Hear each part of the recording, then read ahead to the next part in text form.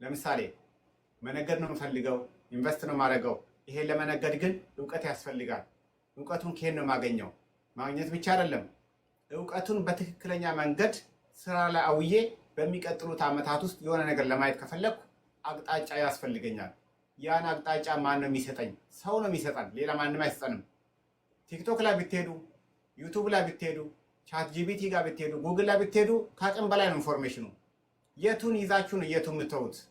ወይ ጊዜያችሁ አይተርፍም፣ ወይ ትክክለኛ መረጃ አታገኙም፣ ወይ በኮንፊደንስ አንድ በአንድ ሰው ሰፖርት እያደረጋችሁ ይሄ ነገር ከዚህ ይጀምራል እዚህ ጋር ታደርጋል ይሄ ይሻላል እያለ ካልነገረን አሁንም ተስፋ ሆኖ ነው የሚቀርብን። እንገባበታለን፣ ጊዜያችን ይበላል፣ ዘለን እንገባለን፣ በንዴት ገንዘባችን ይበላል። በዚህ በኩል ደግሞ በሾርት ከት ሀብታም ሆናለሁ ብሎ ሲገባበት እዚህ ጋራ 500 ብር ወይ 600 ብር ማውጣት እንደ ትልቅ የሆነበት ሰው በዛ